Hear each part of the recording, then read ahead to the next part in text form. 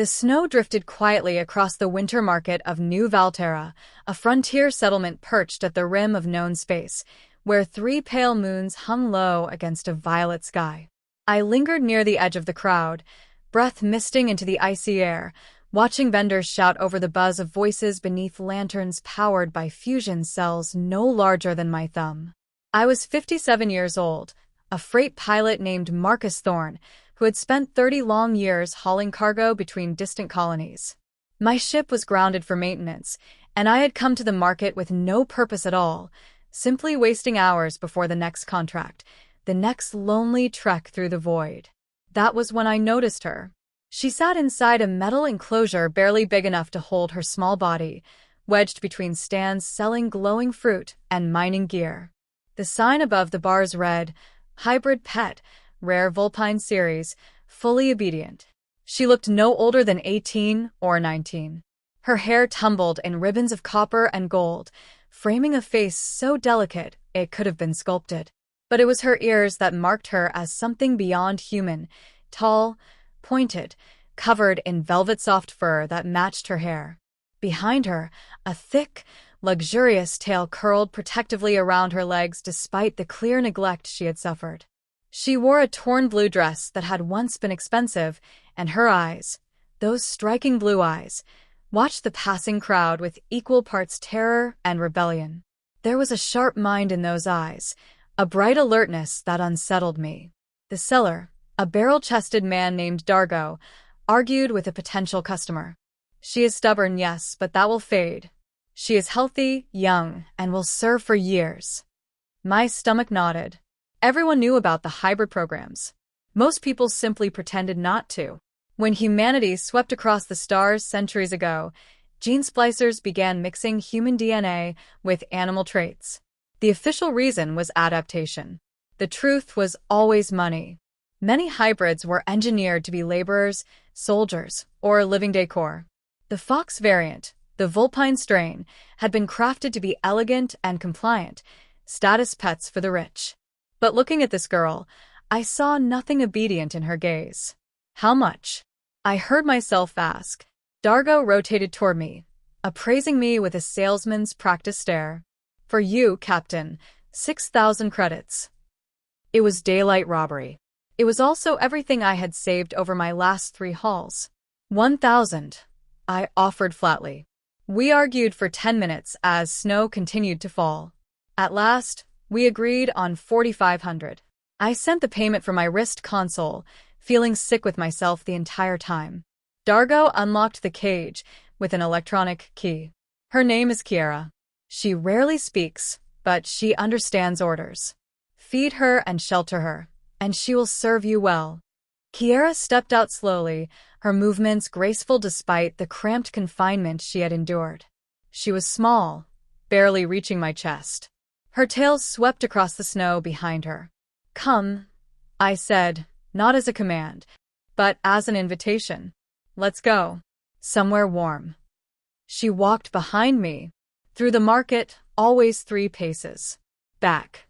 I could feel the stares on us. Weighing, judging. Some saw a man with a new possession. Others saw something they didn't wish to understand. My ship, the Wandering Star, waited in Dock 17 at the far end of the spaceport.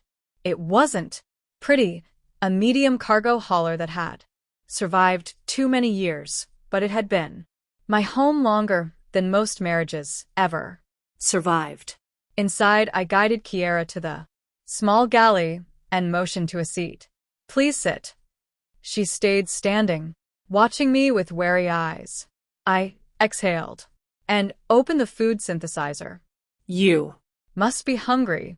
I can make stew, soup, or a ration mash. Why did you buy me?" Her voice was quiet but clear, with a musical softness that caught me unprepared. I turned toward her. "Honestly, I don't fully know. I saw you in that cage, and I couldn't keep walking. So I'm a pity project? Another human trying to cleanse his guilt." There was poison in her tone, and she had every right to it. "No," I answered slowly. "You're a person who deserved Better than being sold like cargo. I'm Not pretending to be noble. I just couldn't leave you there. She studied me for a long while, then finally eased into the chair. And what now? Now you eat something warm and we figure out what comes next.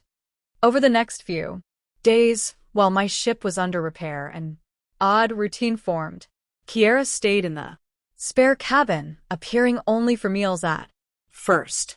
I gave her distance demanded. Nothing asked nothing. Slowly she began spending time in the shared spaces. I learned she was engineered in a lab on Epsilon Prime, one of hundreds created. In a single year, she had been sold at 12 to a merchant family who treated her like an ornament. When they grew bored, she was resold and sold again. Every owner saw her as property. A beautiful display piece. I can read. She told me one evening as we ate, and write and calculate faster than most humans. But none of it mattered. All they saw were the ears and tail. That says more about them than you, I replied. She let out a laugh without warmth. Easy to say, Marcus. You're fully human. You will always belong in a way I never can. I had no answer, because she spoke the truth. 3 weeks later, repairs were complete. I had a contract to deliver medical supplies to Frosthaven a week through mostly safe routes. You can stay aboard if you'd like, I told her. I'm not great company, but the ship has room. Or I can arrange transport somewhere else. Your choice. She stared at me, surprised. You're letting me choose. You were never my property, Kiera. You decide your own path. She was silent so long I thought she wouldn't respond. Finally, she whispered, I'll stay. If the offer is real. It is. And so Kiera became my partner aboard the Wandering Star. At first, she kept to herself, reading from the ship's library or losing herself in the stars beyond the viewports. But step by step, she began helping sorting manifests, watching system monitors, assisting with maintenance. She was incredible. Her mind processed data with fierce speed, and she had a natural gift for the technical side of spacefaring. Within 2 months, she was a better navigator than I had ever been. You could earn a pilot certification, I told her one afternoon. You're skilled enough. She gave me that look again, sharp, sad, realistic. What authority would license a hybrid? We're property, Marcus. Not citizens. That's wrong. Maybe, but it's still the law. The thought sat heavy in my mind for days.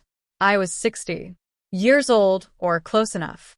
I had lived through wars and market crashes, colony booms and colony collapses.